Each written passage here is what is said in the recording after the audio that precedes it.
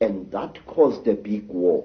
Mweru ran away, but Umbaba, the terrible chief of the people, caught him and arrested him and brought him to his village. And there, the great chief Korontwari Umbaba said, look, you cut off my thing, and I have replaced it with one made of gold, and I can't make love to my wife anymore. You think too much, you wretched little human being. Now Umbaba had a terrible nail in one of his hands, a claw, and with this claw he drove the claw into poor Mweru's nostril, making a terrible hole into his brain, and he started drinking Mweru's brain, and then he threw away the corpse. To this day, we believe that the people, the Chitauri people, they eat human brains. And strangely enough, scientists have found skulls where the human brain has been removed and eaten by someone or something. Well, hearing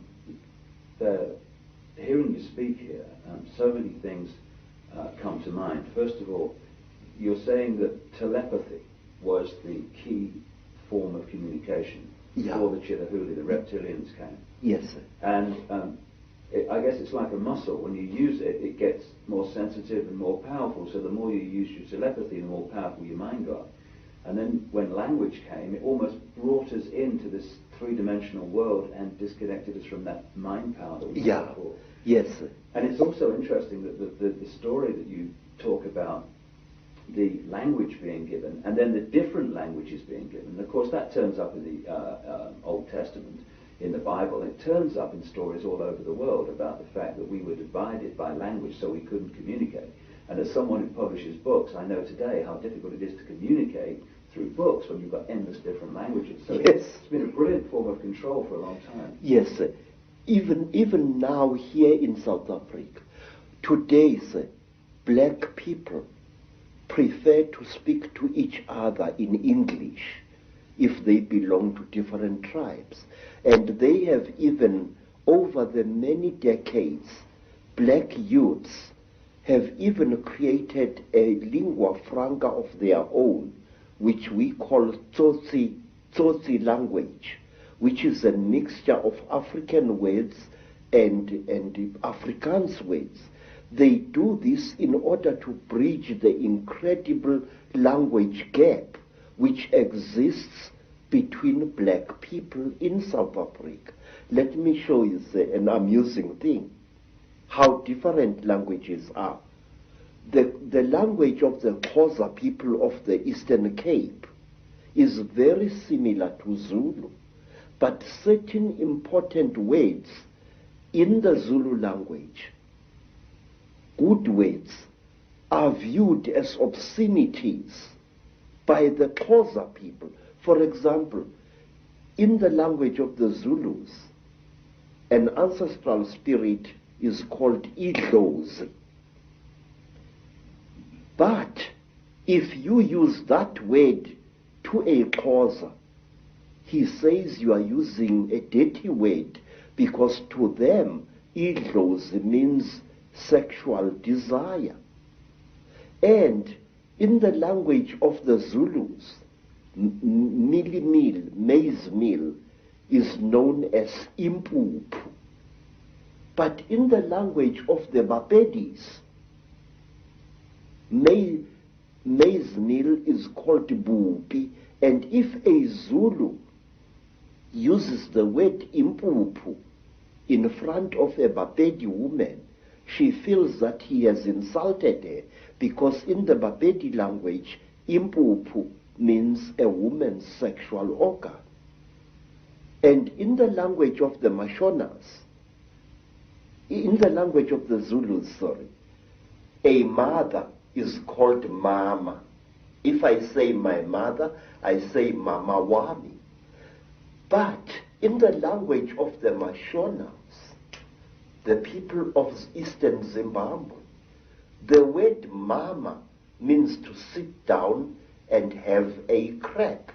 So one day when I said to my Mashona hosts, ngikhumbule umama, which in Zulu is, I remember my mother, I'm missing my mother, the Mashona gentleman immediately took me and directed me to his pit latrine at the back of his house. Because in the Mashona way, mother is mai, not mom. So you see this terrible difficulty, this subtle problem of language is a very big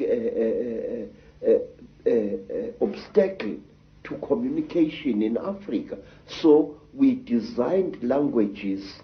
There's another language called Fanagalo, which is a lingua franca consisting of African words as well as nonsense words and Zulu words, which was used a lot in the mines in the 1930s, 40s, and 50s. So to bridge this great language gap, we have created artificial languages in Africa, but today English is the preferred language of communication. Some say we should learn French, also another language of communication in Africa. Some of the problems of language can be funny, but it is the same situation, the divide and rule, that is actually, in other expressions, created this tremendous turmoil in Africa and other places in the world. Yes. And we're looking, from my research and staggeringly hearing you talk, you're saying exactly the same as I've come across. It's incredible confirmation that a reptilian race from another world has been behind the manipulation of humanity for a very, very long time. Now, what do these Chitahuli actually look like, the reptiles?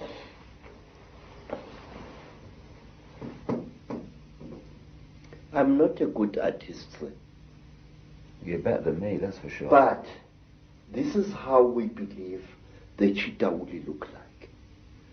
They were created in this, you see, sir, you white people say that there are alien beings on this earth. No, you are wrong. The earth in which we live has produced 24 different races during its long existence. Please, sir, this is how a Chitauli looks like. It stands about 11 feet high. It is a very slender being which seems not to have a bone structure. Its fingers have no joints. They are more as if the bones in here were flexible. Some of the Chitauri have got 3 claws with a thumb. Some have got 6 claws with a thumb. And some of the Chitauris have got horns on their heads. And what surprises me is this. Some film producers, like the producers who make the films Star Wars, George Lucas, often show creatures in their films which actually exist, which even the most uneducated of Africans who knows this Chitauli can identify.